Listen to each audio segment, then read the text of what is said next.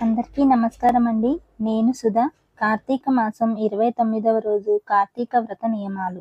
ఈరోజు బహుళ చతుర్దశి. తెల్లవారుజామున లేచి స్నానం చేసి కార్తీక మాస వ్రతాన్ని నిర్విఘ్నంగా చేసేలా స్వామిని ప్రార్థించి సంకల్పం చెప్పుకోవాలి. సాయంత్రం ఆకాశ దీపాన్ని సందర్శించుకోవాలి. ఈరోజు నిషిద్ధములు: పగటి ఆహారం, ఉసిరి. చేయవలసిన దానం: శివలింగం, విభూతి పండు, దక్షిణ, బంగారం. పూజించాల్సిన దైవం: శివుడు, మృత్యుంజయుడు.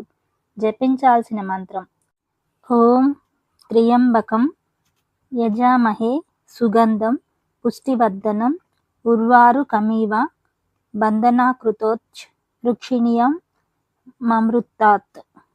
కలుగు ఫలితం: అకాల మృత్యుహరణం, ఆయుర్వృద్ధి, ఆరోగ్యం, ఐశ్వర్యం. ఈరోజు మాస శివరాత్రి కావున